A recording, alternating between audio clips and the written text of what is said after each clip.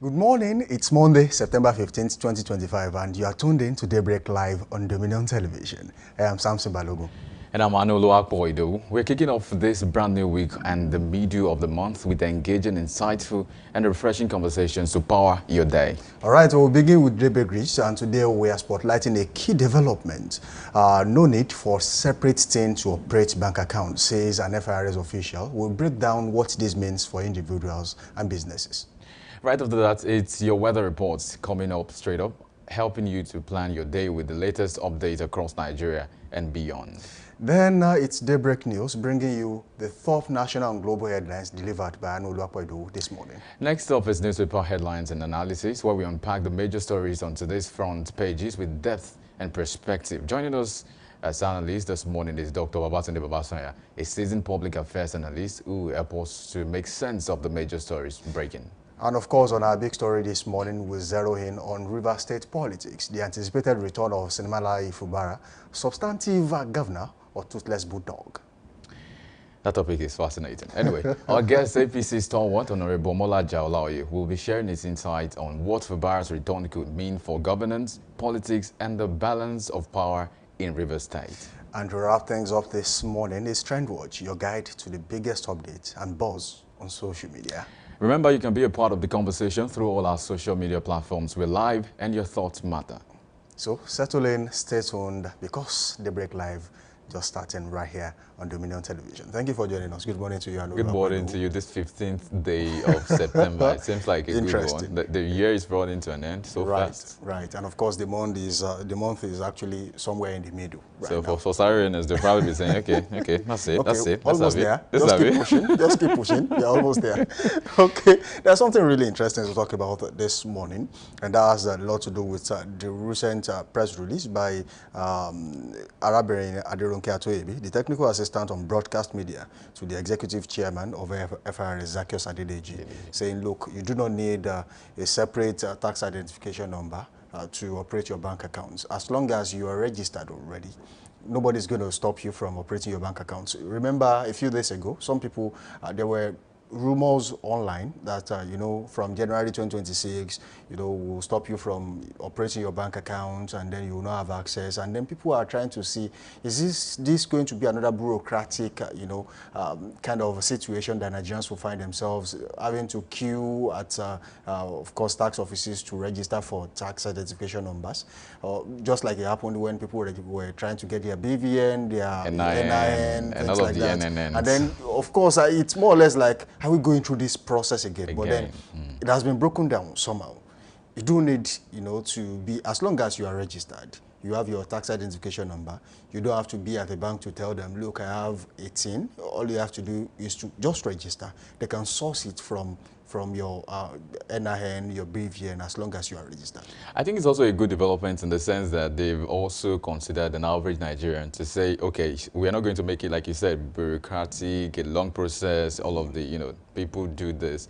And then, oftentimes when you talk about numbers, especially people getting numbers in Nigeria, a lot of people are tensed already. They're questioning, Right. okay, does it mean, Again, because remember you've had, is it post-traumatic trauma or something? Some of that's these people, PTSD. of course, they've taken it. I remember when people were doing it and it was a big deal for a lot of persons. They had to Right. pay money, they had to pay through their notes, and sometimes they needed to beg somebody to, I was there for a long time. I mean, I left See, work, I was, today some Nigerians really do not have their NIN, so that calls for sleep. attention for many Nigerians to say, okay, not again, don't give us this. But it seems like the process is going to It has been be, simplified. exactly. Somehow. So it's going to be an online, and I think one of the things that also makes sense in this story is that, once you have a business and you are registered with CAC, Right. the Corporate Affairs Commission, it means that you don't have to Your team is tied to your to CSC, registration so there's number. no Yeah. re-registration as it were. So you are settled for life. I think many of the, if you check the details of that particular release, you'll see that many of those things have been made to help the average Nigerian not to go through the hurdles and the stress that we used to go through. And I think it's a development from my end, I think I want to say this too. Nigerians are the kind of people who always look for information, unless you are not putting it out there. And I think it is high time the government started, putting out more information out there. And one of the major undoings of a government, so to speak, is the fact that, whatever it is you are doing, and you are not putting it out there, nobody understands what you are doing. It looks like only you knows what exactly you are doing out there, then it's going to become a problem. And I think it's a really interesting one that she has come out to say, look, yes, we have had the rumors that people are saying all sorts of things on social media, especially on X, that if you don't have a TIN from January 2026, we are going to stop you from operating your bank account and the likes. It is not as serious as you think it is. It is just a routine that we are going to sort, and these are the steps you have to follow. And I think that is quite important.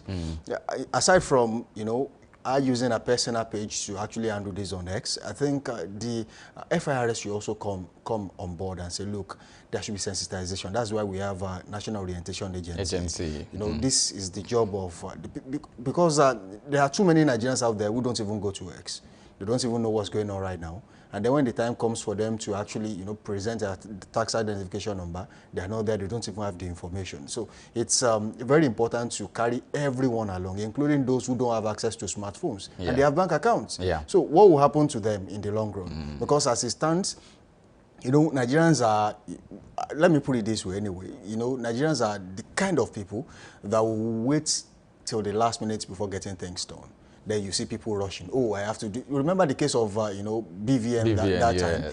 So many people thought, despite the fact that there was ample time to get it done, there were so many people that waited until the last minute. Don't worry, I'll get it done. I'll get it done next week. Don't worry, at least I can still operate my bank account. Don't worry, next week I'll get it done. And then until some of these bank accounts were, placed under restriction, that was when some actually took it serious. So this is also a way of, the government trying to peg the issue of financial misappropriation, getting to know how much you earn and how much you're going to pay as tax. And of course, I don't know. I want them to actually come out and say exactly why every Nigerian needs a tax identification number and list all the reasons.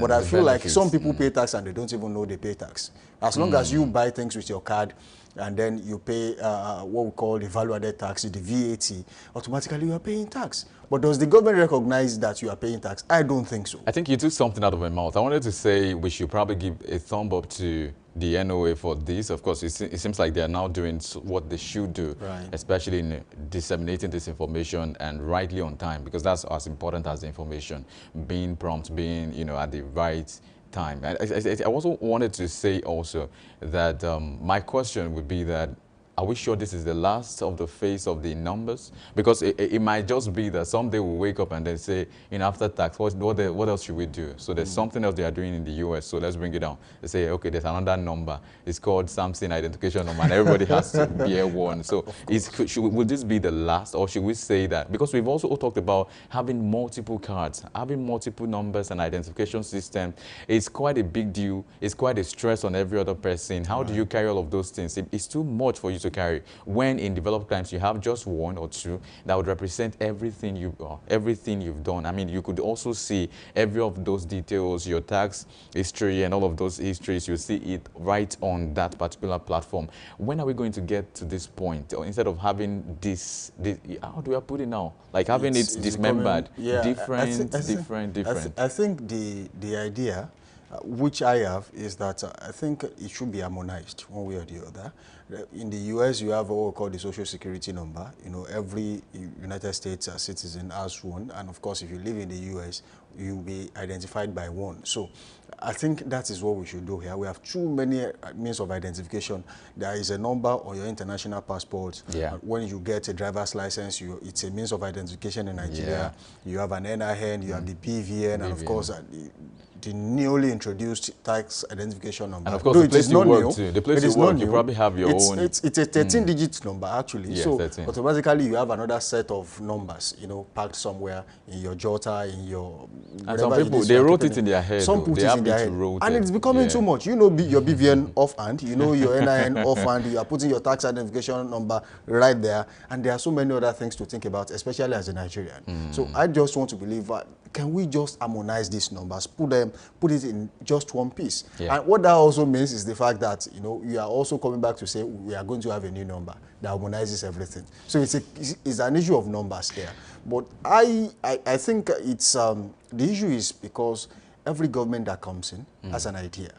They want to do something different. And if that is the case, you are throwing away what someone has done before, and then you are starting over. And I think there should be continuity. If there is any form of registration you want everyone to do, should be attached to what we already have. Just like when we had the NIN, which is the National Identification Number, which I will equate to the Social Security number an average US citizen has. So if we have that, every other means of identification should come under that one. When you have your NIN and then it's being searched online, someone will know if you actually have a driver's license, if it has expired, if you have an international passport, if it has expired, all this information will be there.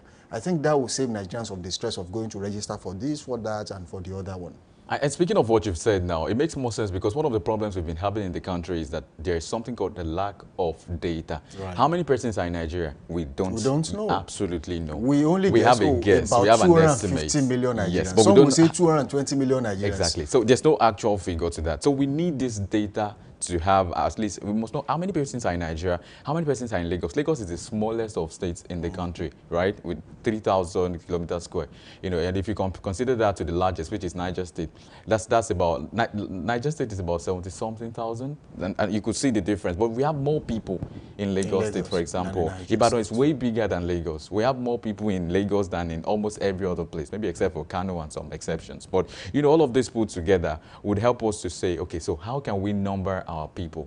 And it's not numbering them just for numbering's sake, it's for development. Because if you have data set, for example, how many persons are working with Dominion Broadcast, we know the number. So we can say 1, 2, 3 people will go for this and this will go for that. How many persons are underemployed in the country? We know. How many persons are, you know, paying tax and how much of tax is coming? So we'll be able to check into the taxpayers' money that is not being used or siphoned into some account that we do not know. Now we'll be able to have all of these data sets, but I hope this works. Like you said, the, you know, harmonizing those things is quite a big one for the Nigerian state, especially right now. Yeah, and of course, lastly on that, I think we should also be looking at the political will to get things done. Because I do know that to get things done in Nigeria is quite easy, but then will it happen? I do not think so. So let's just you know, wait and hope that the government gets fingers crossed, like they say. we cross our fingers. Okay, we have to go on this segment of the show. Thank you for joining us so far. Don't forget to link up with us on all social media platforms: Facebook, Instagram, and TikTok at Dominion Broadcast, and on X, formerly Twitter, at Dominion Cast. You can watch us live on our YouTube channel. Subscribe to that channel, drop your comments, and we'll definitely take them at Dominion Broadcast. You can also watch us live on our website, www.dominion.org.ng. Now let's go on a quick break. When we return with a weather report, we'll be back.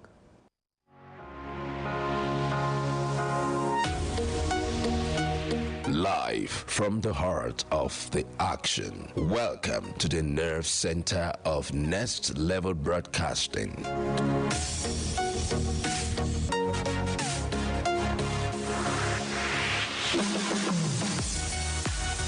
This is the OB van, where the studio meets the street. Equipped with cutting-edge cameras, crystal clear audio, real-time switching, and broadcast control, we don't just capture moments, we deliver the experience live. Anywhere, anytime, from stadiums to red carpets, breaking news to buzzing festivals, weddings, birthdays, and all sorts of ceremonies. We bring the world to your screen in real time. It's not just a van, it's a complete mobile production house, a command center, a broadcast beast. This is more than a broadcast. This is the OB van difference. Live, loud, limitless.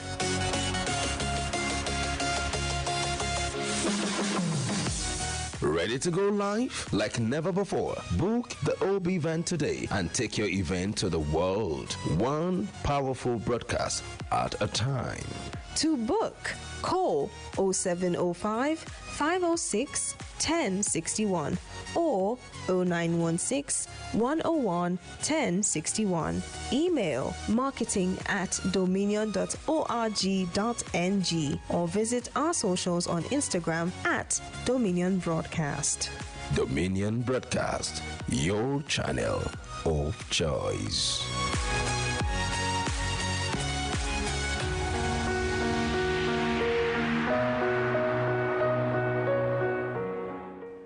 All right, welcome back from that short break, and thank you for staying tuned. Now we'll take weather report on Dominion Television.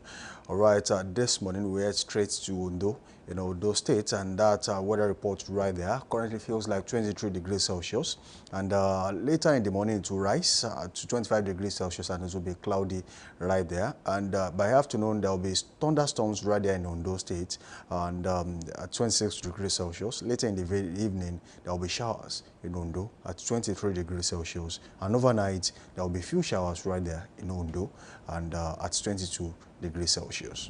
Still in southwest, we'll take Ogun State, Ado-Ogun, Nigeria. Of course, 24 degrees Celsius, that's what it feels like this morning. And right into the morning, about 26 degrees Celsius. Again, afternoon, 27 degrees Celsius. Showers expected around the afternoon time for an average person in Ogun State. And of course, evening is 25 degrees Celsius, mostly cloudy. And overnight is 24 degrees Celsius, with promise of showers, rain or showers, whichever way. Okay, we go from this morning, we are straight to Lagos, the center of excellence, as the weather currently feels like 25 degrees Celsius right there in Lagos, and there is light rain currently right there in Lagos, and later in the afternoon it will rise to 27 degrees Celsius, and by night it will be at 24 degrees Celsius. So if you are in Lagos this morning, just prepare. There might be rainfall all through the day. And of course, there's no escaping of rain later in the day for Osun State. Of course, if north, that's where we are currently now. If north, of course, 23 degrees Celsius, that's what it feels like this morning.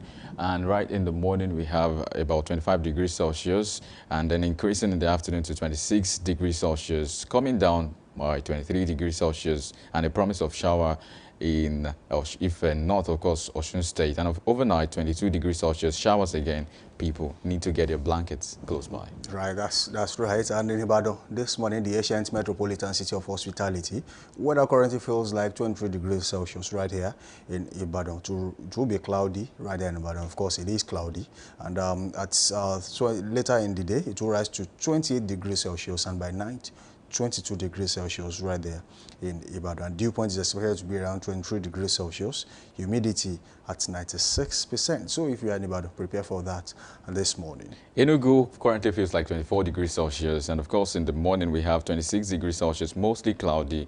Afternoon will give us 27 degrees Celsius, scattered thunderstorms. And of course, evening, 24 degrees Celsius with showers. And overnight, 23 degrees Celsius also with showers in Enugu North. All right, we are straight to the north this morning, and that's Kaduna State, as weather currently feels like 22 degrees Celsius right there, and it is expected to rise to 29 degrees Celsius later in the day and by afternoon, and later in the night it will be around 21 degrees Celsius right there. Wind is at 5 kilometers per hour, and of course the dew point at 21 degrees Celsius. Humidity at 97%. So if you are in Kaduna this morning, prepare for the day. All right, that brings us to the end of weather report on this dial this fantastic morning. Now we go on a short break. When we return, we take the news. We'll be back.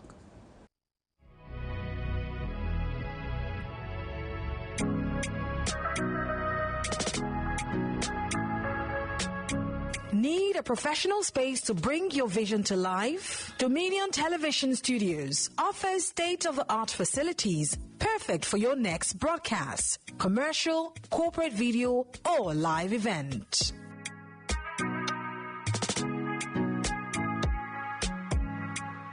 With flexible rental options, cutting-edge equipment, and a supportive team, we provide the perfect environment for high-quality productions.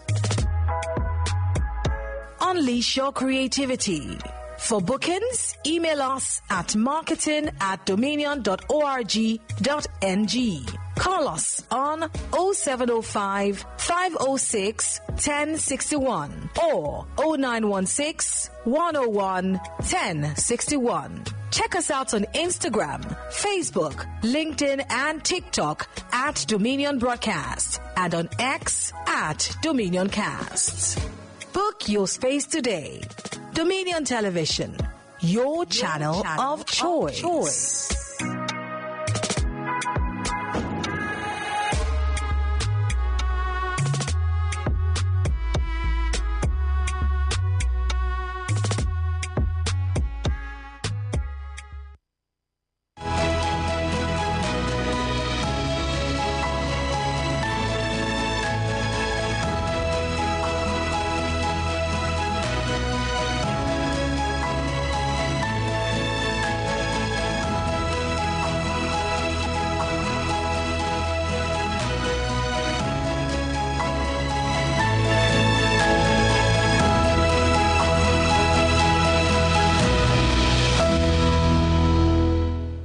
Hello and welcome. This is Daybreak News on Dominion Television. My name is Anu Oluwakpo Idowu. The federal government has said that it is working to expand the national homegrown school feeding program to 50 million primary pupils in 2026. Aderemi Adebowale, National Program Manager, National Social Investment Program Agency, disclosed this in Abuja. Adebowale stated that the federal government is working to include early years, primary 1 to 3, primary 4 to 6 in the school feeding program and also out-of-school children, which they are handling step by step to integrate. She added that the cost of feeding the child will be 500 naira, noting that the agency controlled the price through the formation of an alignment of smallholder farmers, aggregators, supply chain, and developing partners. The Minister of Agriculture and Food Security, Abubakar Kyari, has launched a new agri-food investment plan to target climate-smart farming as part of efforts to boost food production, cut greenhouse gas emissions, and create jobs for farmers. The minister made this known in a statement release and recalled that the Federal Ministry of Agriculture and Rural Development established a partnership with the Food and Agriculture Organization of the United Nations through the Monitoring and Analyzing Food and Agriculture Policies Program. He stated that the National Agri-Food Systems Investment Plan aims to enhance agricultural investment, boost agri-food production, create jobs, alleviate poverty, and make healthy diets more affordable. And away from that now to suspended strike, where the Nigerian Association of Resident Doctors, NARD, has suspended its 5-day nationwide warning strike. The association disclosed this in a statement signed by NARD's president, Osundara Tokpe, its Secretary General, Odubanku Oluwashola, and Publicity and Social Secretary, Amobi Omoha. NARD explained that the suspension followed its virtual Extraordinary National Executive Council (ENEC) meeting, noting that the federal government committed to addressing the issues outlined in the doctor strike communique, as well as the commencement of payment of the 2025 MRTF to members who were owed. The Cowpea and Beans Farmers, Processors and Marketers Association of Nigeria has debunked allegations of using cement as a preservative of bean products. The national president of C&B Beefman, Kabir Shuaibu, disclosed this in Lagos. A video making the rounds on social media shows some boys mixing beans with what looks like cement, but Shuaibu noted that no legitimate association member would engage in such underhanded practices, according to him. The farmers make use of friendly additives to prevent weevils from eating up old beans. And out to your state, where the presidential candidate of the Labour Party in the 2023 election, Peter Obi, has visited the Olubadan designate, Oba Rashidi Ladoja, at his Bodija private residence in Ibadan, your state capital. Obi stated that his visit is to congratulate him as the next 44th Olubadan of Ibadan land. Responding, Oba Ladoja said that he sees his appointment as Olubadan as another opportunity for service. And now in Lagos State, the Lagos State government has announced that it will commence repair works on a section of Ozumbam-Badiwe Road from Bonicamp Junction beginning today. According to the Ministry of Transportation, the exercise will last for 1 week, with work to be carried out at night between 9 p.m. and 6 a.m. daily to reduce the impact of traffic flow. Commissioner for Transportation, Oluwaseun Osiyemi, who signed the advisory, said the night schedule was deliberately chosen to minimize disruption for motorists and businesses that rely on the busy corridor during the day. Osiyemi further appealed to road users to exercise patience while the works are ongoing. In business, the African Export-Import Bank and the Midstream and Downstream Gas Infrastructure Fund have signed a landmark memorandum of understanding to mobilize up to $500 million for critical gas infrastructure projects. The agreement, announced in the statement, was signed on the sidelines of the Intra-African Trade Fair in Cairo. The deal sets out a plan to raise funds over 4 years to support midstream and downstream projects.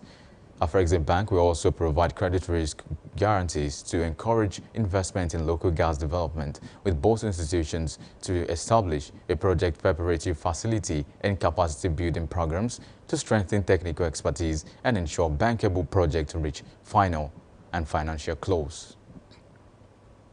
In sports, the chairman of the York State Football Association, James Odeniro, has said the upcoming FIFA Under-20 Women's World Cup qualifier between Nigeria's Falconets and Rwanda will not only project the state's football profile, but also provide significant economic benefits for residents. The return leg is scheduled for Saturday, September 27th at Lagos Salami Stadium at Damasinga in Ibadan. Odeniro noted that the Football Association's role was already well outlined and preparations were in full swing. You can visit our website on www.dominion.org.ng to watch us live and interact with us. You can also follow across our social media platforms: Facebook, Instagram, TikTok, YouTube, and LinkedIn at Dominion Broadcast and X at Dominion Cast. And that's Daybreak News. I am Anuluapo Ido. Daybreak Live continues shortly.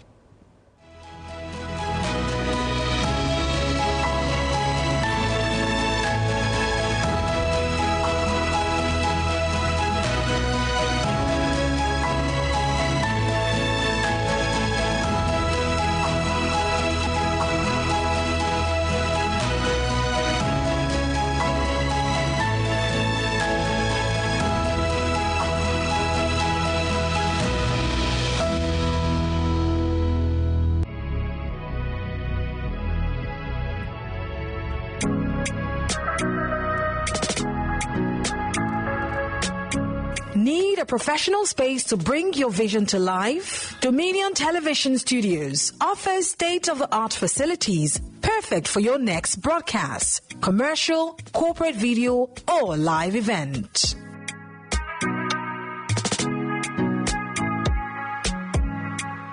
With flexible rental options, cutting-edge equipment, and a supportive team, we provide the perfect environment for high-quality productions. Unleash your creativity. For bookings, email us at marketing@dominion.org.ng. Call us on 0705 506 1061 or 0916 101 1061. Check us out on Instagram, Facebook, LinkedIn, and TikTok at Dominion Broadcast and on X at Dominion Cast. Book your space today. Dominion Television, your channel of choice.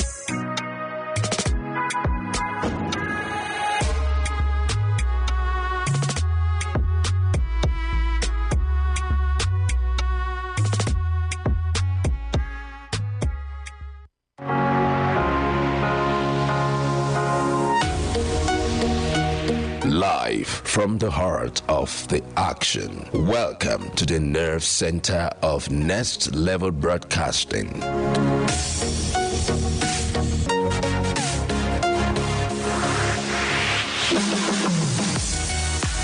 This is the OB van, where the studio meets the street. Equipped with cutting-edge cameras, crystal clear audio, real-time switching, and broadcast control, we don't just capture moments, we deliver the experience live.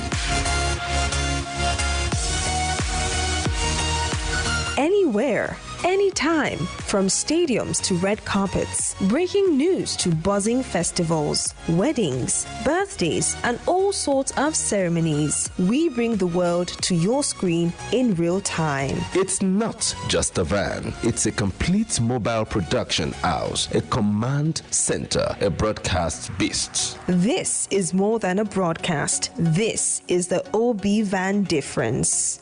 Live, loud, limitless.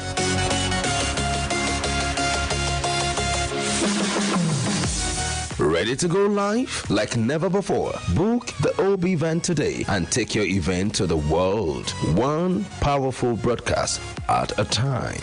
To book, call 0705 506 1061 or 0916 101 1061. Email marketing@dominion.org.ng or visit our socials on Instagram @Dominion Broadcast.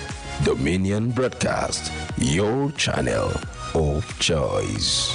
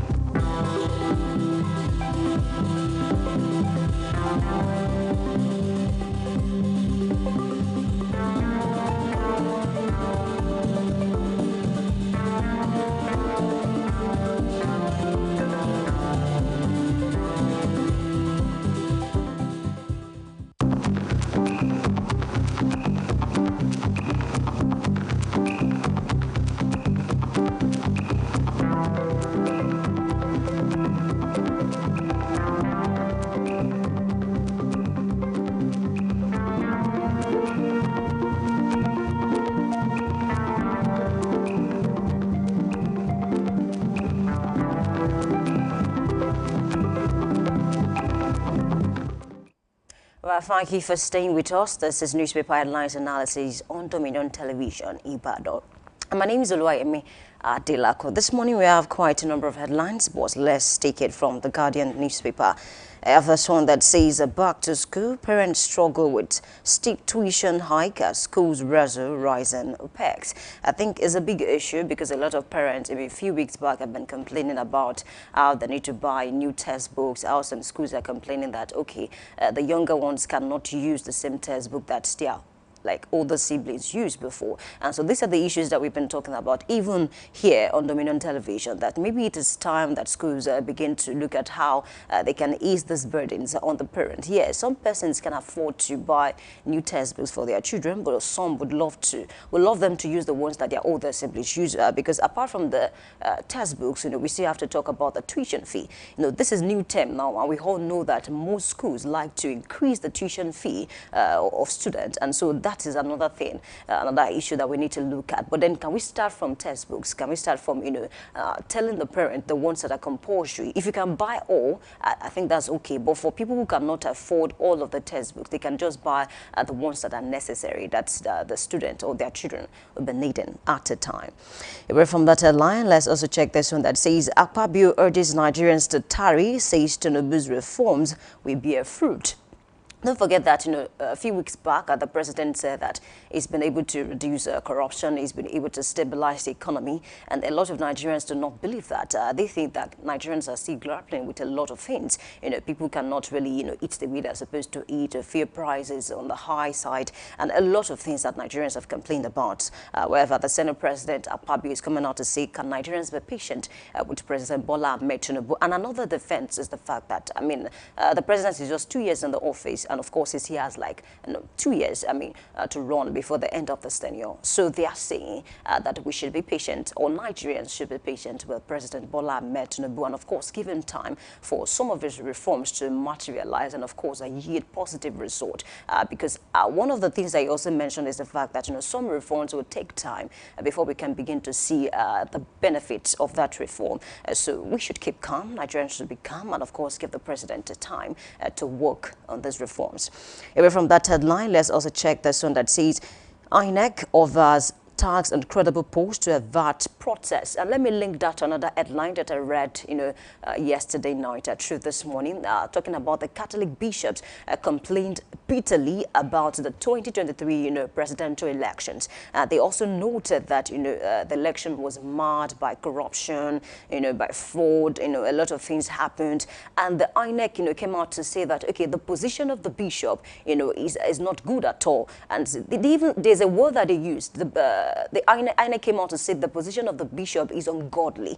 And according to INEC, the election went well, and there's no reason why the Catholic bishop should come out to say that the election didn't go well and it was marred by electoral practices. However, whichever one that happened in 2023, I think it's high time that INEC, begin to look at, some of the things that they didn't do well in 2023, and of course work perfectly on it. Another claim of the Catholic bishop is that, politicians currently are more concerned about 2027 elections rather than fulfilling some of their promises of 2023. And by politicians, I don't mean the president alone. I mean the state governors. I mean the senators, all those, people that hold one office or the other. The Catholic bishops are saying they are more concerned about 2027, which is still very far, rather than focusing on some of the things that they campaigned with, and then people voted for them on that note. So I think it's our time, not just the INEC officials now. Let the INEC officials, take, what they need to take out of that meeting, out of what the Catholic bishops have said, and also let the politicians work on themselves too, in terms of fulfilling some of their promises, while they were contesting in 2023. Away from that headline, let's also check this one that says 11 states may experience heavy rain this week. And that's coming from the federal government. And of course, let me read about 2 paragraphs to you on that story. It says the flood prediction issued by the Federal Ministry of Environment National Flood Early Warning Center was signed by the Director Erosion, Flood and Coastal Zone Management Department, Usman Bukhani, and the federal government on Sunday, that was yesterday, warned that 32 locations across 11 states may experience heavy rainfall that may lead to flooding between 14 and 18 September 2025. According to the notice, the affected states are Adamawa State, we have Benue State, we also have Nasarawa State, we have Taraba State, we have Delta State, we have Niger State. Others include Kebbi State, we have Kano State, we have Katsina State, we have Sokoto State, we have Zamfara State. I think that's all that we have. And it is very essential for the people that live across this place to take note, because over time, I think flood has become a very big issue that we find very difficult to tackle, because sometimes people ask the question, how do you control water?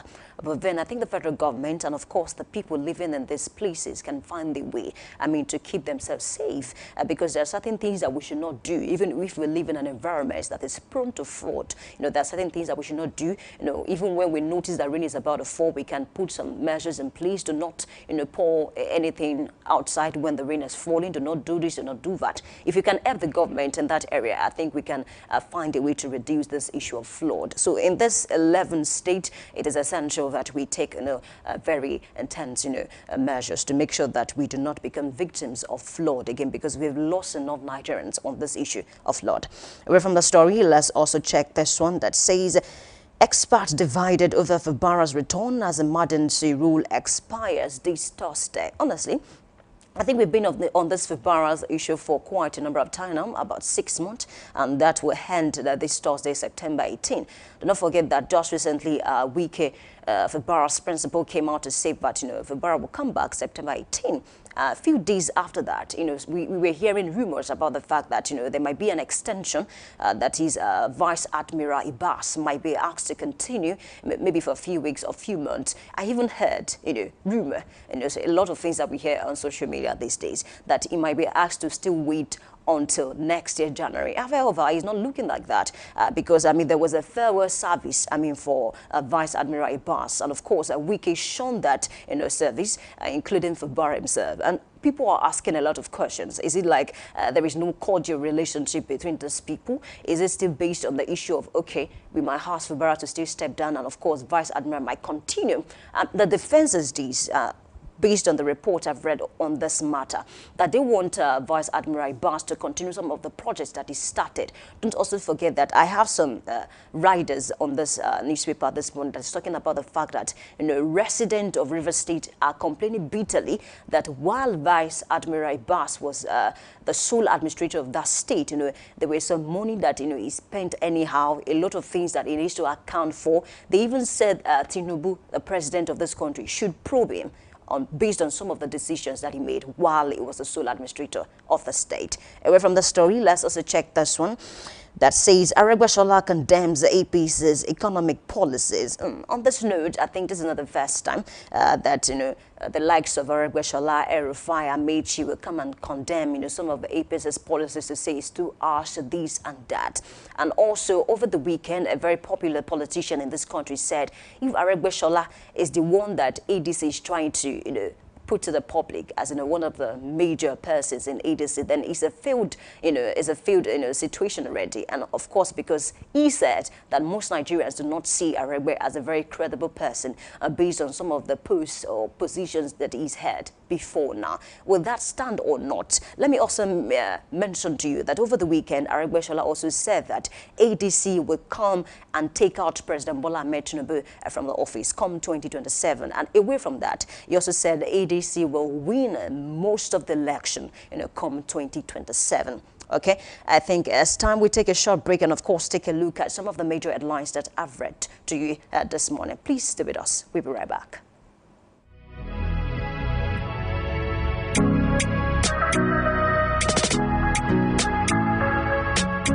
Need a professional space to bring your vision to life? Dominion Television Studios offers state-of-the-art facilities perfect for your next broadcast, commercial, corporate video, or live event.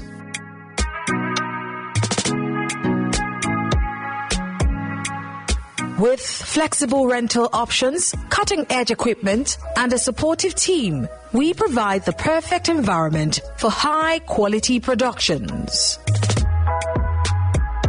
Unleash your creativity. For bookings, email us at marketing@dominion.org.ng. Call us on 0705 506 1061 or 0916 101 1061. Check us out on Instagram, Facebook, LinkedIn, and TikTok at Dominion Broadcast and on X at Dominion Cast. Book your space today. Dominion Television, your channel of choice.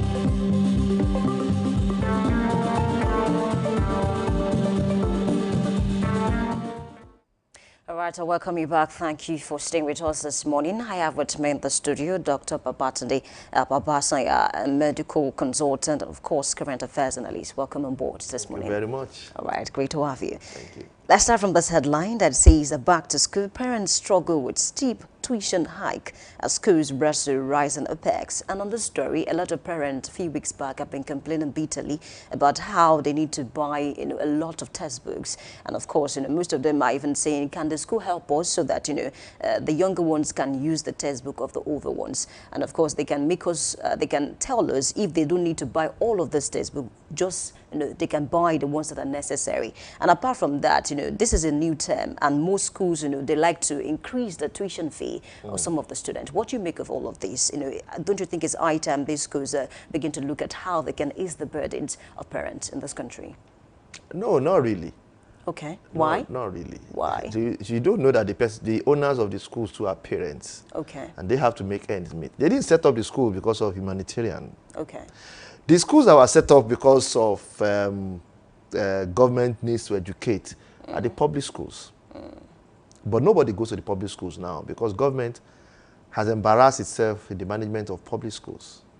Now, statutorily, primary schools belong to the local government. Okay. Secondary schools belong to state government. And then the federal universities belong to federal government. The only time you see federal government dabbling into secondary school are the special schools. Federal government school, federal government girls college, King's College, Queen's School, all those kind of schools are schools that are secondary schools but owned by federal government. Nigerian Air Force School, Nigerian Military School, Naval School, those are the schools that federal government control. Generally, the bigger population of secondary schools are under the state government. So if pupils are going to private schools, okay, what it means is that the secondary school, the government of the state have fumbled the ball, period. So put that on one side. On the other side, look at the economic reality in Nigeria right now. Okay. So if I take my kids to school now, I want them to have what? To do AI. I want them to do coding. Okay. I want them to learn computer-based appreciations. The school either must have a computer or they must ask me to buy the computer. So it's better for the school to buy it. Then the school will increase their overhead to be able to buy the computers. Okay. So the school fees will go up. Okay. Now, the running of the computer must come through generator. I'm not sure there's a place in Nigeria that government has been able to guarantee 24 hours of electricity. No. So generator must come in. So you buy that generator, and it is not the Better My Neighbor generator. It is the giant diesel generator, the monsters. So you buy that generator, maybe every day you fuel it 100,000. That's 3 million in 1 month. A term comprises 3 months. That's 9 million down that drain. 9 million. Who's going to pay for that 9 million? The parents. They will pay for the 9 million, so they will share it. And so every time you say, this is going up, Nupeng is going to strike. Now that Dangote has come, maybe hopefully this has to come down, and then you see kind of a reversal in all these things. Perhaps, good. Put that on one side. Internet communication. Who is providing it? Private. It's not government, so it's not regulated. Those ones will bill you. They will say this is how they are going to charge you, and that's the end of the matter. In fact, people are now using fiber optics now. It is not government. It's just private owned. So you have to subscribe. You have to pay for that. And if I get to a school where they don't have internet connection, they don't have smart TV in their classroom, they don't have AC environment in their classroom, things that I think should be the norm these days. Those amenities you mentioned are very rare in some of the schools that we have, even in Ibadan. Let's start from Ibadan. Very, very rare. I don't want to start mentioning schools, but okay. I can tell you that schools in my own axis kind of have these skin things here and there. But the percentage is low. The people that go there too, the percentage of them is low when you compare them to overall. And see, it scales down. The schools that you're talking about that don't have it yet aspire to have it. Definitely. So that's the point. So how do you think they will have it? There is nobody in Nigeria that goes to a bank now and says he wants to get a loan, and the bank says, oh yeah, we'll be waiting for you. Sit down. Oh yeah, take sign. All right, doctor. Okay, I think it's a very good point in terms of, why they increase the tuition fee. What about the issue of textbook? Why do they make all of the tests be very compulsory when some of them don't even use? Partnership. Okay. Partnership. So this is how it happens. You are a publisher. Okay. Right? No, you're a writer. So you come to me, and I know you. And I say, okay, you've just done a book in math. And before now, this comes directly from government. In fact, before now, when I was in school, it was NOEC, New Oxford English Course. That was a book that I used in secondary school. It was a book, Biola and Alade Bako traveled, Mr. Bako, Mrs. Bako, blah, blah, blah. I remember the story in my head. This is in the 80s. And I remember the story because I read it for up of 6 years. A good reader. So but the point of the matter is, and then of course, by the time I got to maybe class 3, class 4, Brighter Grammar came. And so Brighter Grammar English was that small one that you read. And it was there. In those days, the federal government would direct from federal government, this is the textbook that we're going to be using. And it is not because it is their friend that is the publisher or the writer. It's because that's the book that is standard. If you went to school, when I was going to school, mathematics was by Lacombe. H.J. Lacombe. You read that mathematics book. Okay. There was, in primary school, there was a blue, the people that are in school, at home, they will be reminding, those old men, they will be like, hey, the green one, if you can do the green one, you can face any common entrance examination in Nigeria, anyone in Nigeria, and you will excel. You will not pass. You excel. You will get at least 75, because that Lacombe, it was designed to sweat you. That Lacombe, the man, is a principal in a school in the United Kingdom. He was an assistant inspector in Nigeria when they came to Nigeria to during their colonial era, and he was the one that wrote that book. Okay. So that book was brought back to Nigeria, and we used that book. Now, I don't know what's wrong with the book, but suddenly, every year, have you bothered to find out that every year, the government sends a new list of books that they must buy. When we were in school, we were doing, those who did literature, when we were in school, they read the same books. So for the last, it periodically now. What is the periodic thing about it? Is it that the Macbeth that we were reading when we were in school, is it that it has changed in literature? Is it that it no longer serves the purpose? Or Othello. Or Othello that doesn't serve the purpose? Or Lord of the Fly? Yes, I remember that. I mean, I didn't do literature. I was in pure science, but I had friends that did. They didn't read Lord of the Fly. They read quite a lot of those compilations. Space course and the like. So I think change it now. So now you change everything, and then now you don't even change it periodically. I mean, by periodically, I mean, okay, if you enter school, you're in SS1. Okay. 3 years, you'll be in SS3. So you will use this set of books.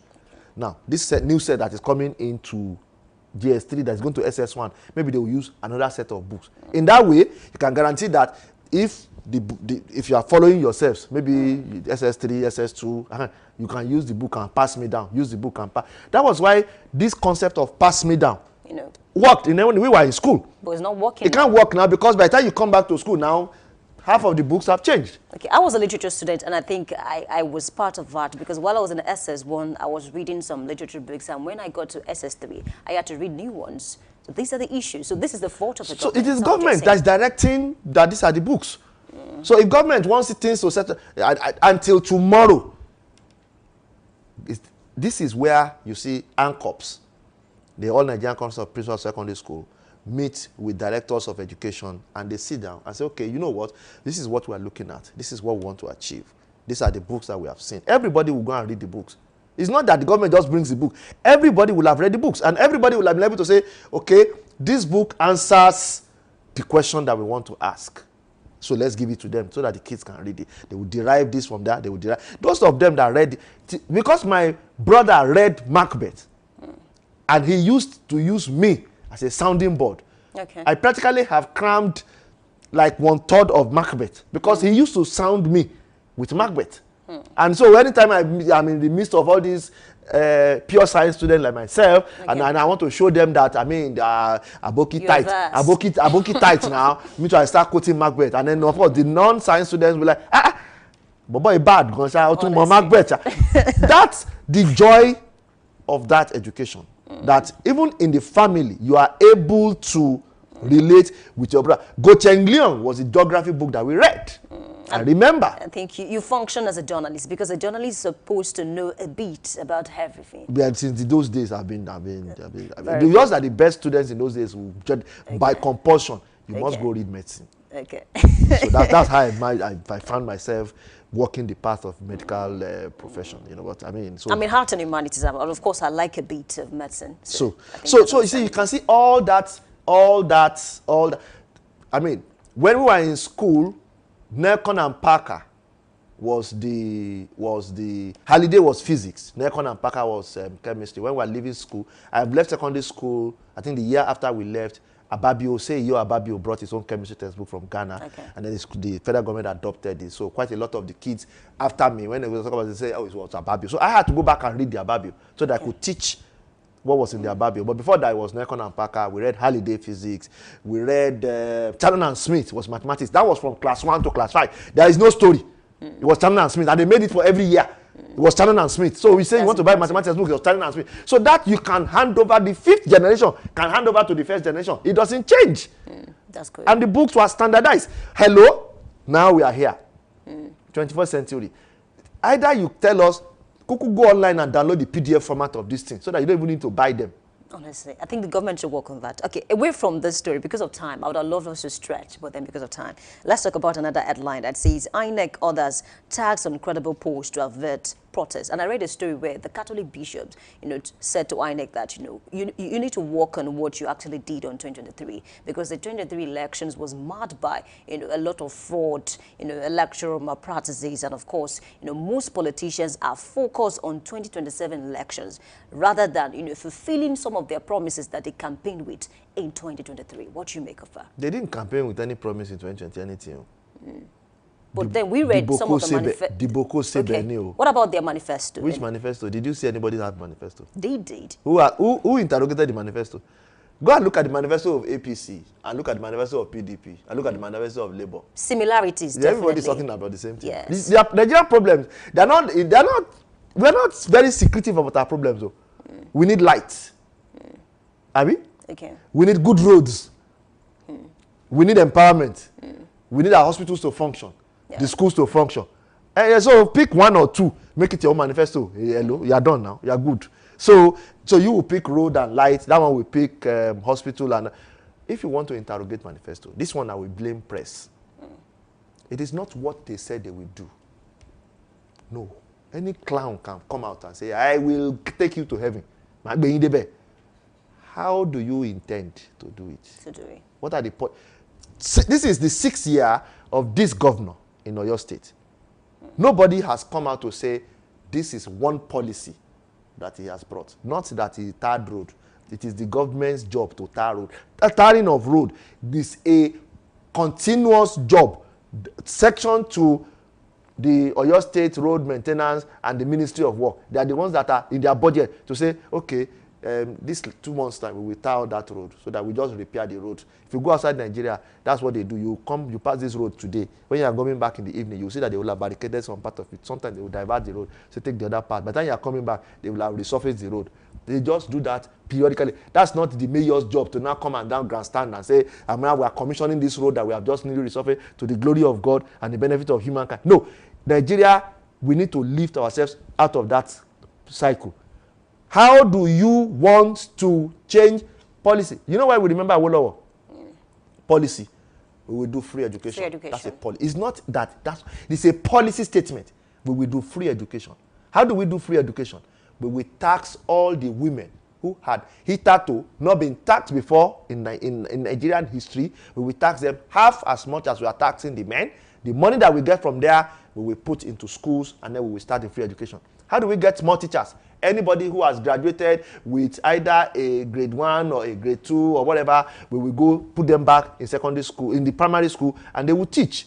And then that was how they were. And then they started building teacher training colleges. They started building all this. The school that they used to call Jack-Conde schools. The schools are just carcass, roof, put the students inside. Doctor, based on education that you mentioned in your state, don't you think the current governor has done some certain things in education? Because I recall there was a time. Okay. What is his policy? Okay. You see, it is not what you did. It is the policy that guides the next administration.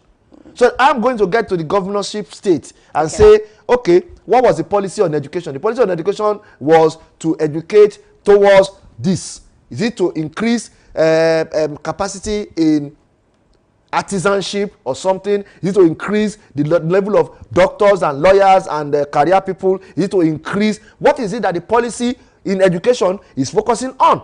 Everybody must have a policy direction. Well, in your state, we've seen an increase in the number of teachers. We've seen there was even a policy that I'm not sure if it's a policy. If you've seen increase in number of teachers, that means that your state has a teacher training school here. Do they have a teacher training school in your state? No, I'm not talking about teacher training school. But I'm talking about, do you know there was a time in your state whereby students used to go on strike? Which student? The secondary school students, they used to go on strike in this Ibadan. Your state. Secondary school students? Definitely public schools. They used to go on strike in Ibadan. Secondary school students? Yes. To do with for waiting happen? I'm very serious about it because teachers were complaining about the fact that they were not paid well. But I'm not sure we've seen that in the last 6 years. To pay well is not a problem of the government. Okay. It's not a policy. Okay, that's been done and dusted. Okay. You cannot pay teachers outside the purview of the extant regulation in fiscal revenue mobilization, okay, which is statutorily based on the minimum wage.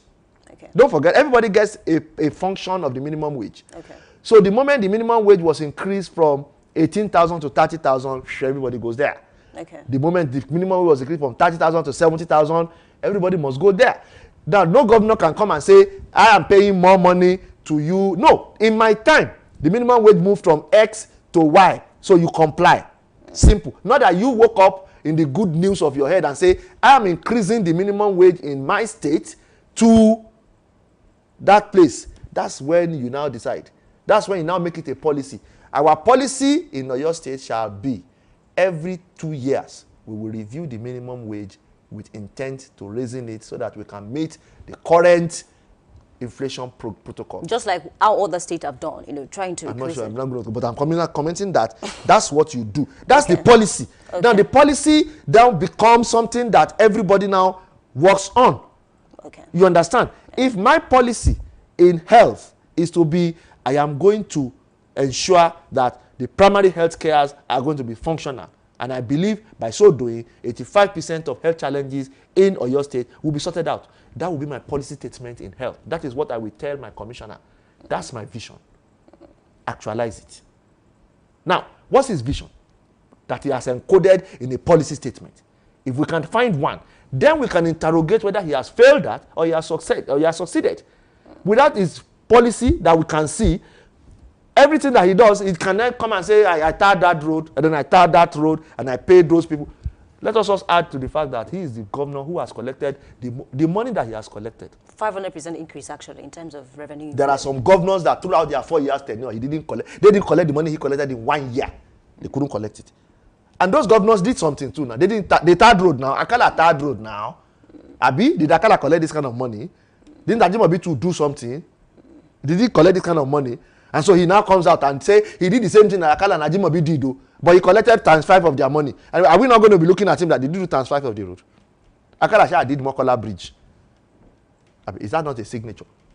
Until that bridge comes down. Akala did, what's that place called again now? After that Omiyale crisis, that Awolowo, can't remember that. That's Restoration Bridge that's connecting Awolowo, that line that connects Awolowo, where the water used to flood every now and then. He went to Akpete, blocked that side, and then, because I remember that a lot of people had crisis. Akala expanded quite a lot of road, cut through a lot of nonsense that people were doing, chased people from where they were not supposed to be. You understand? Okay. Made a policy that they will not do butchering of meat in town. Move them to Moniya. So maybe that's his policy. Okay, good. That's what you did. And every governor must come with a policy statement to say, this is what we are going to do. In this, don't do more than 3. Do road, do health, do education. Okay, I'm coming in. Me, I am an engineer. I'm going to do this, do that, do those. Me, I am a doctor. I'm going to focus on health, environment, and this one. Everybody, just pick 3, work towards it. You remain in the common ministry. It's not that you're not going to be there. However, they will just keep doing what they've been doing routinely. Because why? Because that's not our policy direction. Okay. Away from your state now, let's talk about the federal. You said most of them had the same kind of manifesto. President Bola Ahmed Tinubu said one time that he's going to put an end to the issue of power. And then, of course, if he doesn't do that, Nigerians should not vote him the second time. What you make of that? We will not vote him the second time, not now, but we will remember the person that is in charge of power is probably coming to become governor of your state. So if you vote that one in, then you have no choice. You vote that one to in again. Okay. So remember the Mr. Adela that is in charge of power. Tinubu is not in charge of power. Yes. The one that Tinubu has put himself in charge of is the economy and oil. Okay. Until this NUPENG, because they are not happy with Dangote, and they are not happy with Dangote because of... But they found a way to sort it, actually. They've not sorted it. You know, they are still trying to block Dangote's refinery now. They are trying to...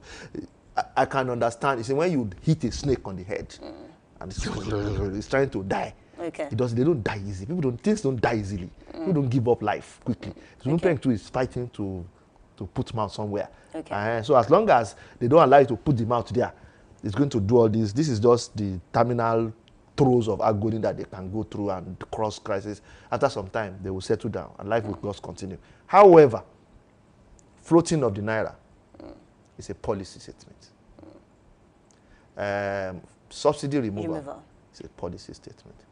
The tax bill that they've approved that they said is coming in is a policy statement. You see, so these ones are policy directions that you say, okay, in this economy now, government will no longer back the naira. Naira now will be left to float in the economy.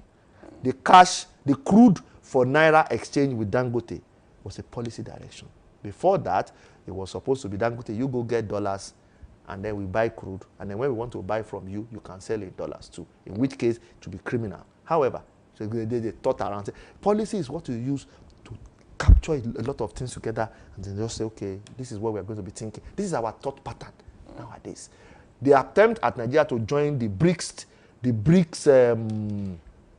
group is a change in policy. So if I'm going to say, the only problem that I have with this federal government is that they are not security conscious. If that guy can solve the security problem in the north, believe me sincerely, if he wants to do third term, we shall find a way around the third term. Why? Because but it's not solving the security problem in the north. People are still hungry. People are still not able to get to their farms. People are still afraid of traveling. If he solves that problem... The situation has even become dire, especially in the north. In the north. So if he solves that problem the same way, with the same fiat that he used to solve these other problems here, I will say that he has entered his name honorably into the role of honors. However, as at this point, he has policy. Okay. Doctor, let me quickly link that to the issue of flood now. About 11 states, expected to be very cautious, in the coming months. Is there a permanent solution to the issue of flood in this country? Nigeria, you see, humans, humans, we are very wicked. In what sense? We are the set of animals that can purposely wicked our own species. Not for anything. It's not because we are competing for anything, no. Okay. It just feels right to just wicked the other fellow. Simple. We don't do any other stuff. The extant rules are clear. There are places you cannot build houses. Okay. There are places that you cannot put things. Gutters must be cleaned, clear, allowed to run through. What do we see in Nigeria? Somebody will put house somewhere. All this, talk about, we see, ask the governor. They've been collecting the money for flood since. The day the flood comes, they will say federal government should come and do handout again. The one that happened in one of the states I will not mention, the federal government still went to do handout. But nobody say, all the ecological fund that you have received, where did you put them? What happened to them? Kogi was nearly flooded. They were collecting ecological fund now. They were part of people that were collecting ecological. What happened to the fund? In Nigeria, these things happen. Okay. When somebody wants to say, let's interrogate the past, they say, no. Now God. And so once you say now God, everybody that says anything after that is labeled. That guy, it will do now. What's his problem? This is it's a natural disaster. It is not a natural disaster.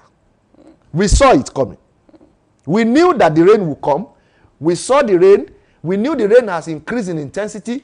Then we know the consequence of that rain. So by now, all the channels that the water was supposed to take, I assume, should have started to be dredged. It's not about some NEMA or NIME releasing information. What has the governors been doing with information? Nothing. The commissioners that are in charge of those things, what have they been doing? Environment, works, nothing. the flood will come. Every year, this is what I just said now, every year, at least, after I doing analysis now for more than 3 years now, back to back, believe me sincerely, every year we hear of this NIMET release, and every year the flood will come. The governors do nothing, wait for the flood. In waiting for the flood, they get money from federal government. It's a terrible situation. So we are wicked. Honestly, and of course, As this will affect our own leaders in here. 11 states, those 11 state governors now, have they channeled the water? Okay, see, this is the primary channel of the water. Nothing is here. This, by 1 kilometer, dig wide, pull it through, all the way to where it's going to end. It must enter the river. If you look at Ibadan now, go and look at Ibadan now. All the dirty that is in the one section of Ibadan now has found its way into the river that's supposed to drain out of Ibadan. And that dirty is going to block one part. Once it blocks that part, it backs up. It enters house. So it's not like maybe we don't know what is causing this issue of flood, but then can we tackle the issues? A big thanks to Doctor. Are we assuming that honestly, God will send angel to come and clear the thing for us? Definitely. That's not going to happen. We need to work on it. So let us be continuing now. We'll pray to God to... Okay. We are wicked. Okay. Our leaders, we are wicked. Our people under, they will drink pure water. Don't drink and throw your pure water down now. Go and throw it inside the dustbin. Okay. I think I like that you mentioned that, because a lot of people do that, and of course it's adding to this issue of flood. I think it's a fine place to leave it this morning. A big thanks to Dr. Babatunde Babasoya for being a part of newspaper headlines analysis this morning. I mean, very good takes, and of course I do hope that those who need this information, it can get through to them. Let's be optimistic, Doctor. Thank you for being with us. He's a medical consultant and of course a public affairs analyst. Thank you once again for joining. My name is Oluwayemi Adelakun. I say thank you for being a part of the segment. Please stay with us. Big story. We come up soon.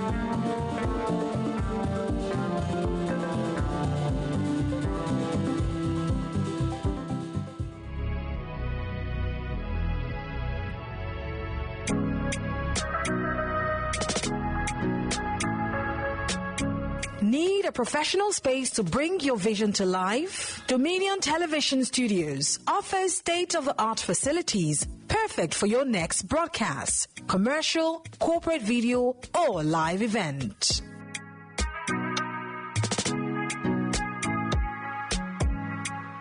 With flexible rental options, cutting-edge equipment, and a supportive team, we provide the perfect environment for high-quality productions.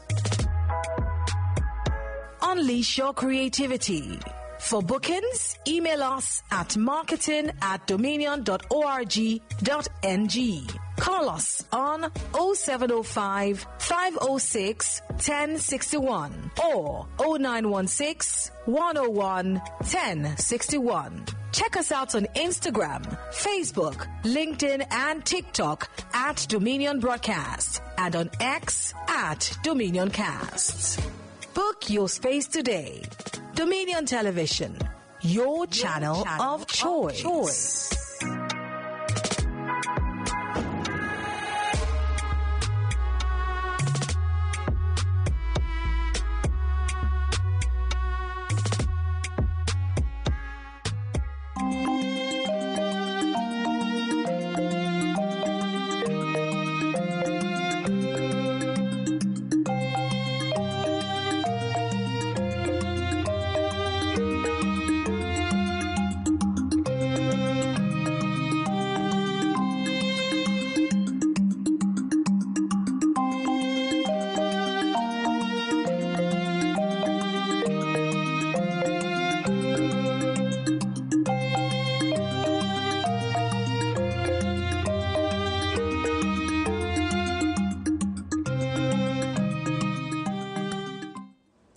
All right, the show is still Daybreak Live right here on Dominion Television.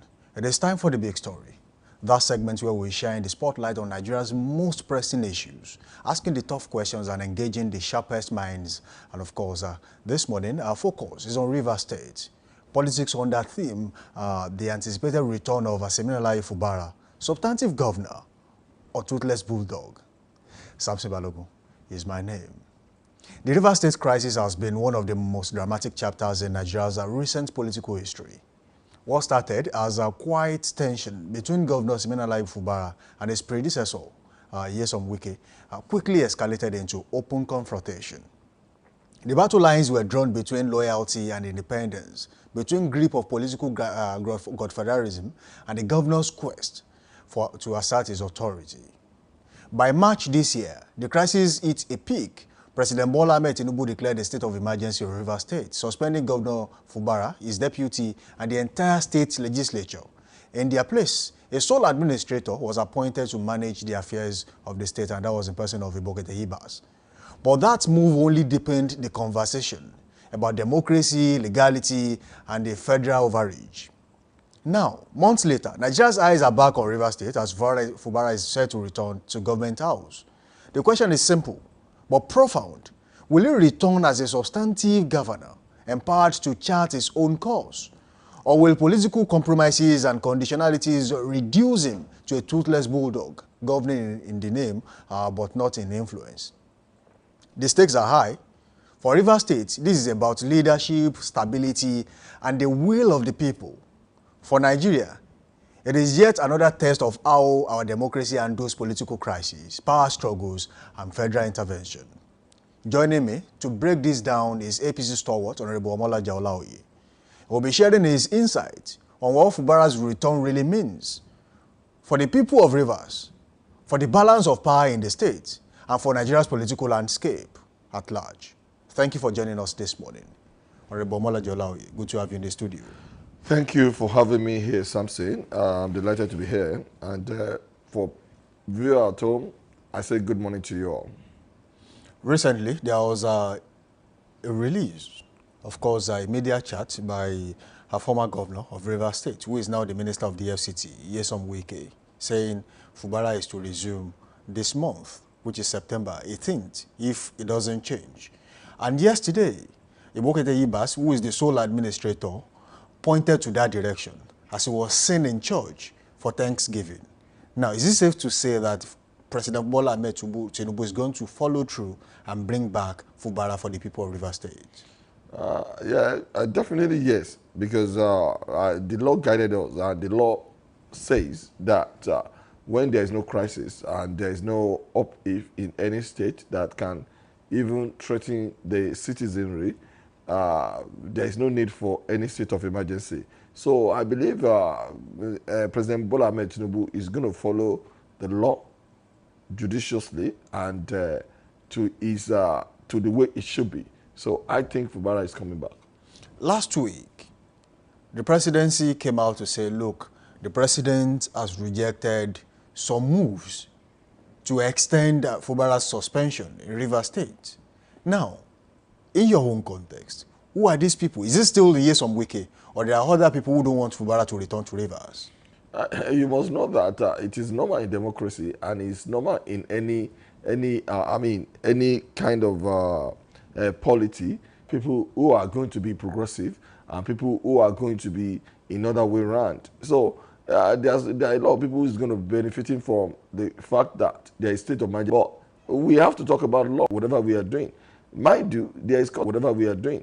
Mind you, there is court of law there who is going to be able to follow to the, who is going to be able to tell the executive anytime they held in their approach. So with that, they held in their approach. So with that, people can be making an insinuation, and mind you, there is going to be a lot of rumor going on that some people might try to eat the polity by saying some people are telling President Bola Ahmed Tinubu to be able to extend the state of emergency. But for me, I don't believe it, because the law is there to guide the emergency. But for me, I don't believe it, because the law is there to guide.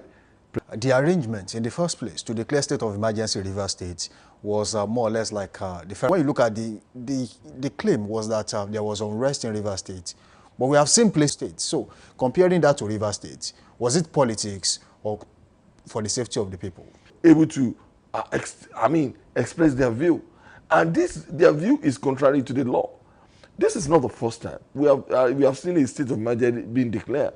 It was declared during the First Republic when Chief Awolowo was, Chief, what's it called? Our former made to be to left the seat of the power, and we saw somebody who is being declared. Mind you, when a state of emergency is being declared, it's still being drawn by the democratic people. There is no vacuum in River State when the state of emergency was declared. Mind you, in River State.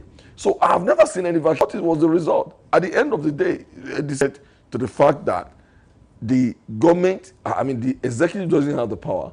I mean the President Bola Ahmed Tinubu, and he has done it in National Assembly, who are doing their best to hold peace in River State. Honorable Olaoye, you are a member of the APC. Yeah. Looking at River State as we speak, what impact does the appointment of Ibokete Ibas as a sole administrator in River State, what impact has it had on governance in Rivers and, of course, stability?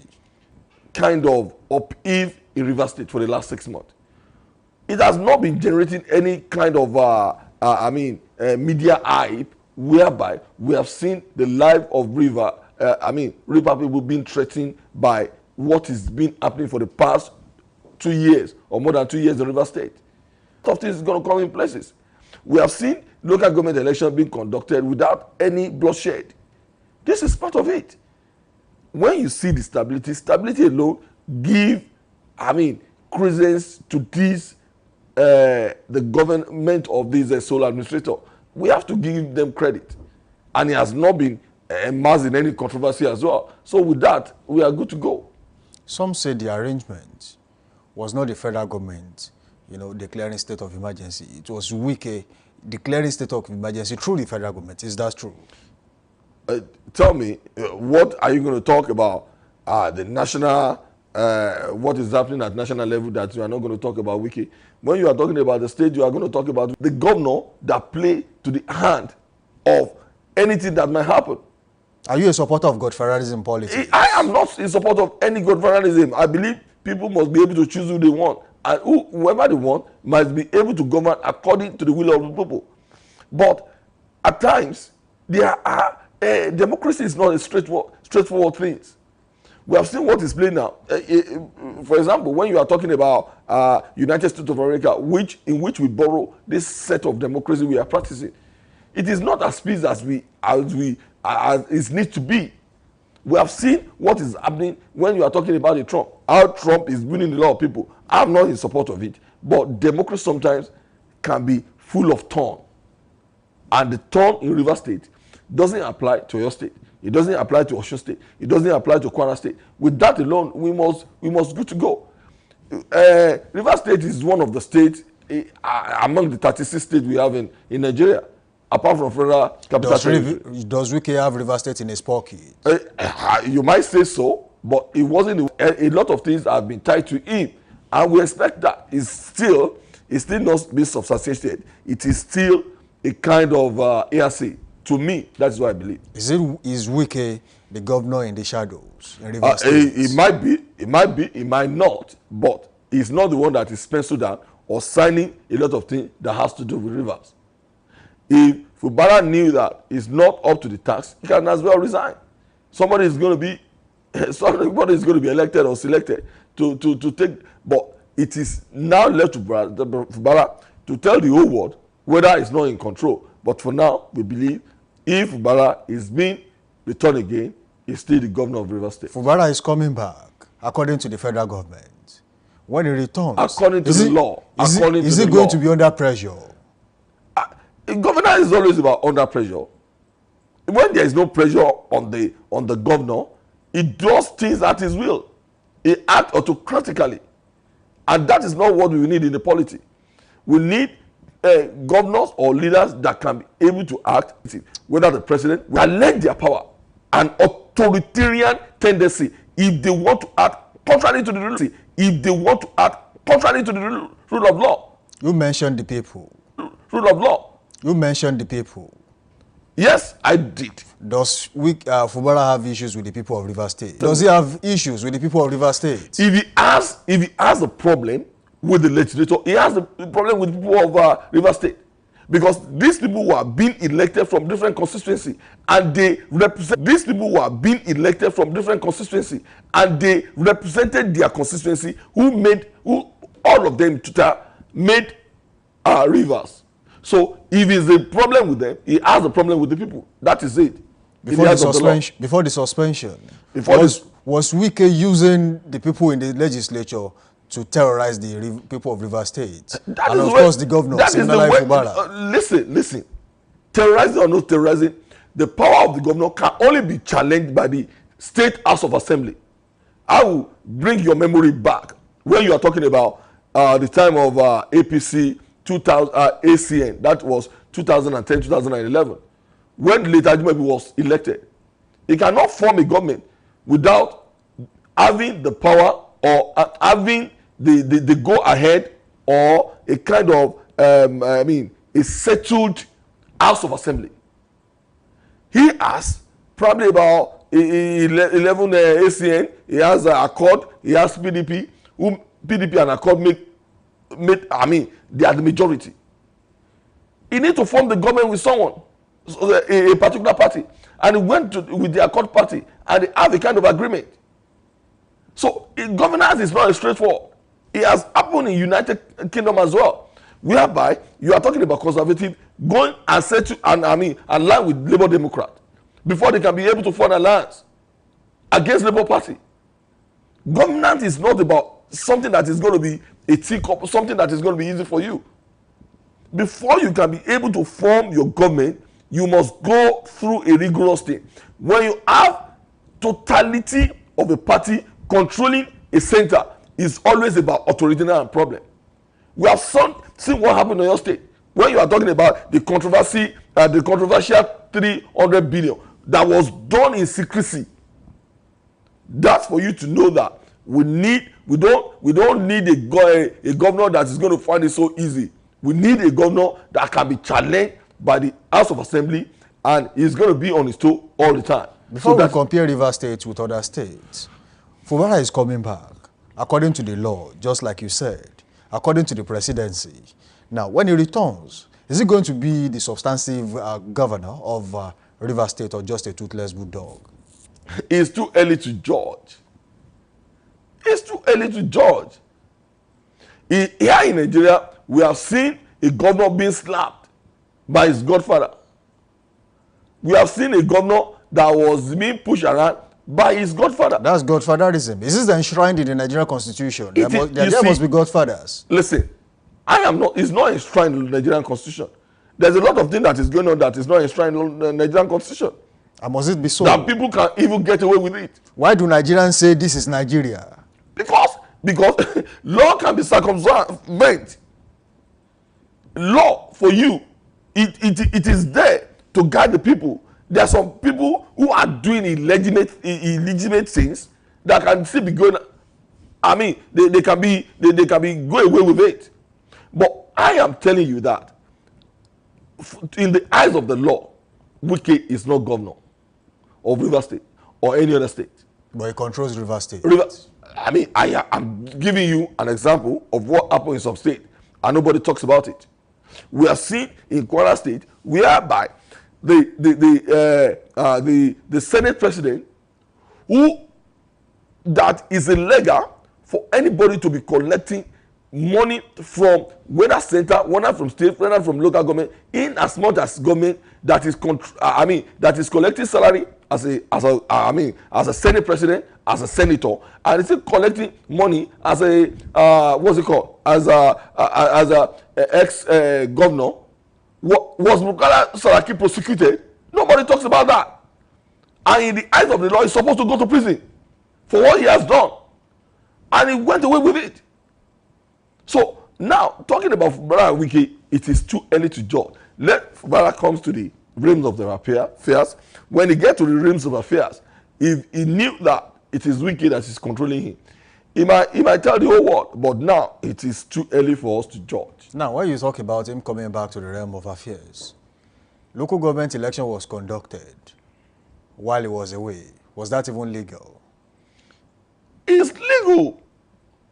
I am telling you, it is not the sole administrator that is controlling the River State. The power lies with the National Assembly. There hasn't been any vacuum in River State because the law is so clear on that.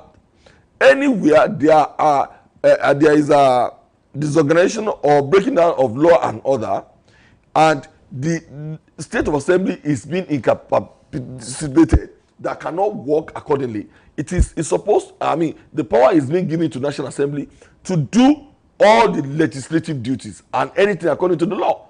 And it was the National Assembly that proclaimed that River State local government election must be able to be held, and it was done. So it is not about Fubara being there. Fubara, a governor is a governor. A governor had no special power. The power to govern the state, anything, governing finances, lies with the State of Assembly. If it's not State of Assembly, it is National Assembly. And they were the one that is governing River State. Now, let's break it down.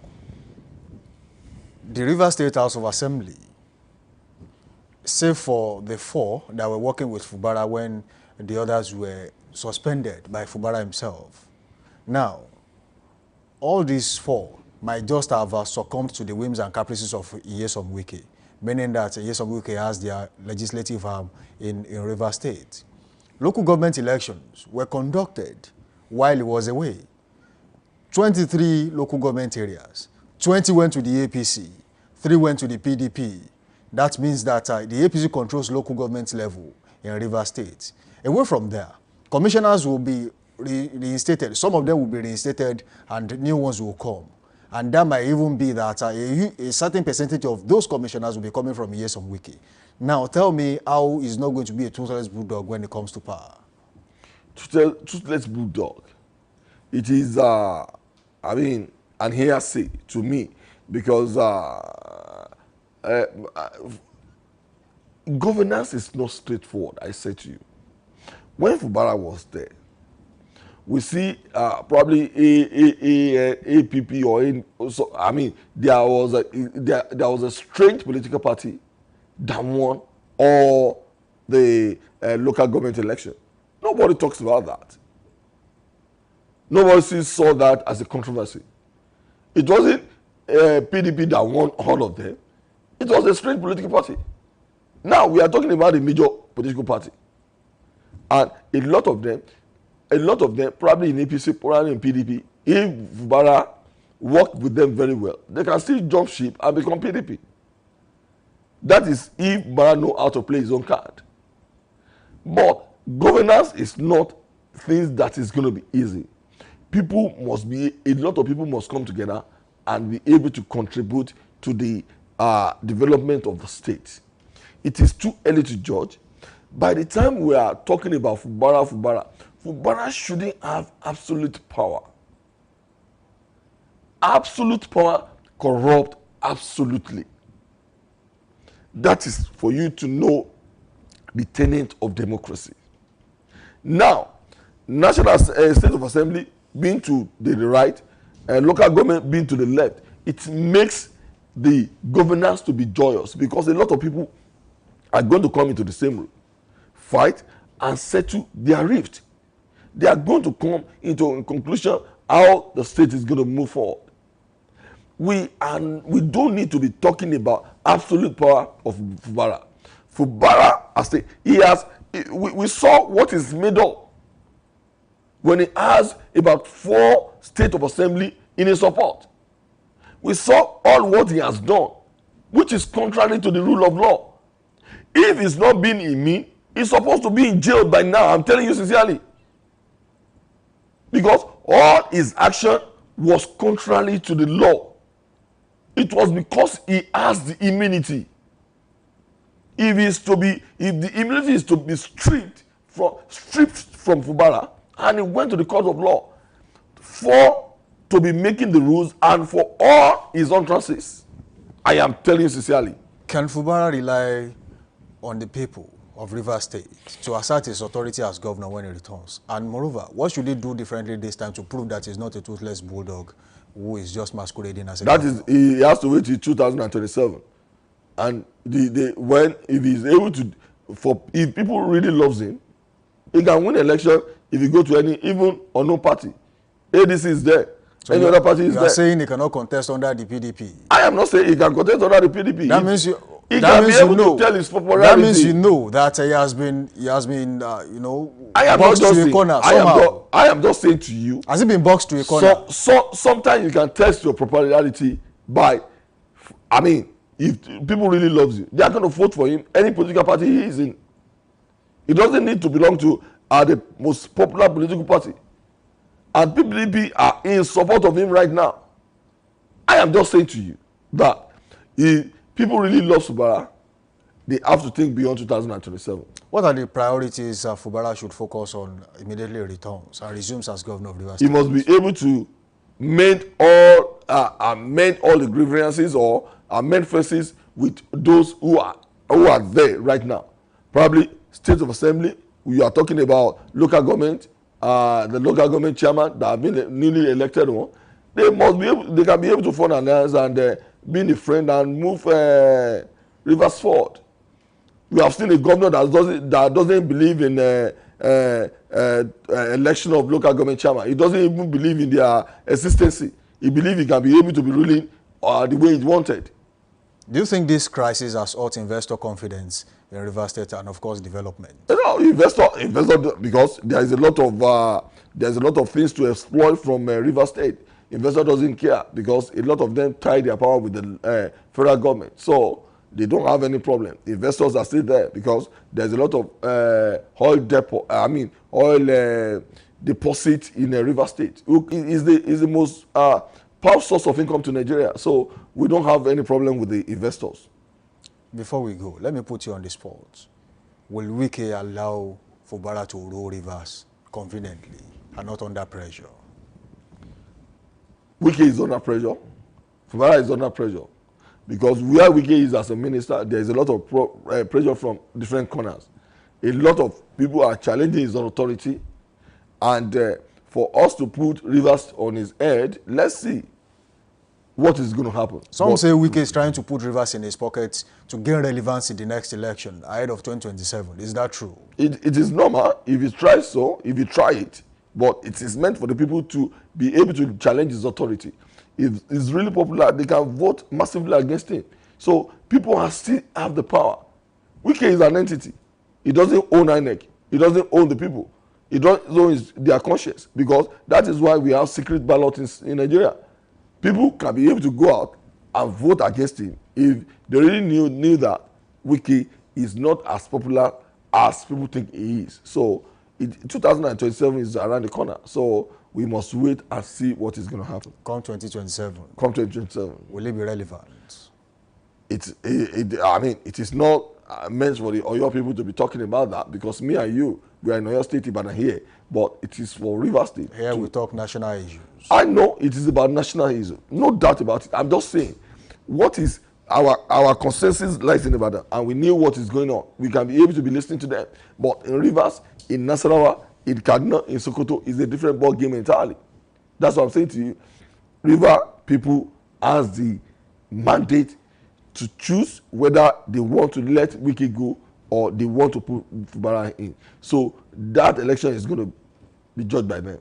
All right, Honorable Olamola Jalaye, thank you for joining us this morning. Thank you for having me. It has been a wonderful session with you. And that brings us to the end of today's edition of The Big Story.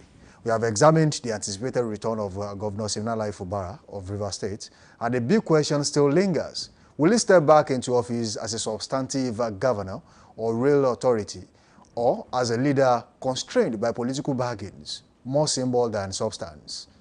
What is clear is that Rivers State stands at a crossroad. It's yearned for stability, progress, and true governance beyond the storms of political rivalry. And for Nigeria, this episode once again tests the resilience of our democracy and the balance between power and principle. A big thank you to my guest, Honorable Omolaja Olaoye, who is an APC stalwart, for sharing his insights this morning. And of course to you, our viewers, for staying with us and engaging in this conversation that matter. Keep the conversations going. Until tomorrow, on another edition of The Big Story on Daybreak Live. Stay safe, stay informed, and stay inspired. I'm Samson Balogun. Up next is Trend Watch.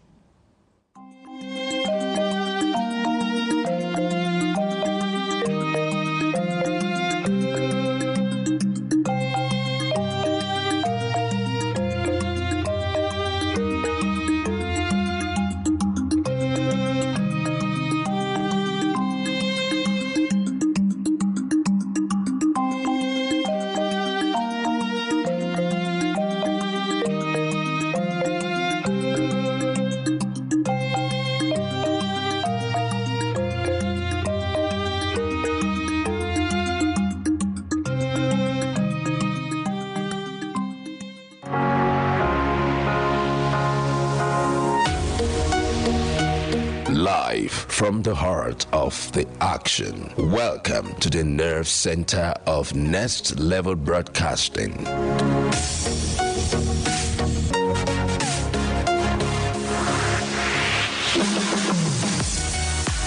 This is the OB van, where the studio meets the street. Equipped with cutting-edge cameras, crystal clear audio, real-time switching, and broadcast control, we don't just capture moments, we deliver the experience live. Anywhere, anytime, from stadiums to red carpets, breaking news to buzzing festivals, weddings, birthdays, and all sorts of ceremonies. We bring the world to your screen in real time. It's not just a van, it's a complete mobile production house, a command center, a broadcast beast. This is more than a broadcast. This is the OB van difference. Live, loud, limitless.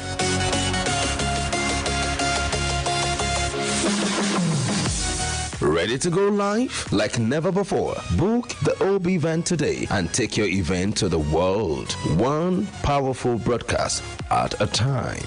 To book, call 0705 506 1061 or 0916 101 1061. Email marketing@dominion.org.ng or visit our socials on Instagram @Dominion Broadcast. Dominion Broadcast, your channel of choice.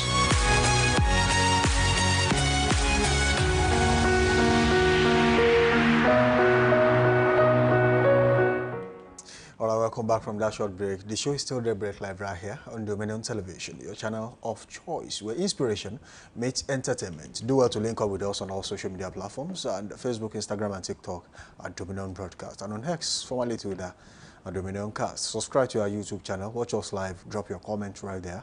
You can also watch us live on our website, www.dominion.org.ng. Now it's time for Trend Watch. This morning I still have with me in the studio Oluwayemi Adelaku, with whom we'll be making sense of, a bombshell dropped by Governor Bago of Niger State.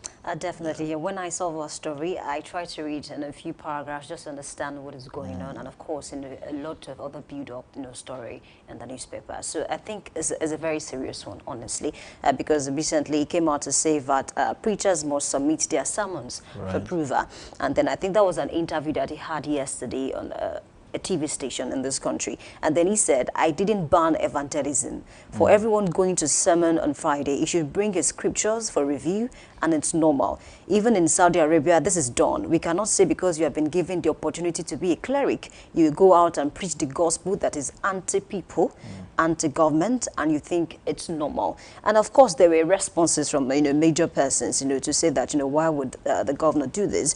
Let me read out one to you. Reacting to developments, the chief imam of the Federal University of Technology, Mina Bashir Yankuzo, said, my opinion is that preaching is a command.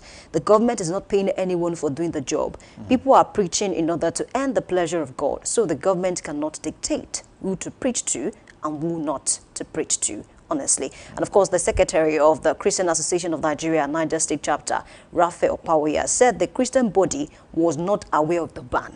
You know, the Christian Association of Nigeria is not aware of the ban. We shall come up with a statement when we are officially informed, he has said. So these are the issues that we have in our hands. Khan is saying we have not been informed. So until then, we cannot release an official statement. And of course, you know, some Muslim clerics are saying that, okay, this is an infringement because there's freedom of, you know, religion, freedom to do that. However, the governor is saying, because we've seen a lot of cases over time, you know, people preaching some things that can cause division amongst the people and, of course, violence. I don't know if you saw what happened recently. A boy of 22-year-old, no, let me say boy, a young guy was shot dead because he was trying to preach, to someone. You know, these are the issues. What do you make of that? You see, it's becoming more and more of a problem. I mean, religion in the country, and I've seen, you know, situations where politicians, especially people, the elite class, try to plug into the loophole and then divide Nigerians further across religious lines. So it has happened so many times, and it's becoming more, religion is becoming more of a problem in the country rather than a solution to the problem. So when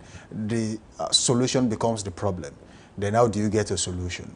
So we have seen clerics, you know, oftentimes, you know, when they preach, they sometimes say things and, of course, incite the people either against the government, against fellow human beings. We have seen situations where someone said, oh, whoever is not, you know, does not follow your own religion, that person is an infidel, things like that. And we have also seen situations where, you know, we are trying to realize, you see, it's one thing to realize, oh, before we became Christians and Muslims and then a traditional worshiper, any religion you are actually into, we're first humans. And that should be the main reason why Nigerians should stay together at this time.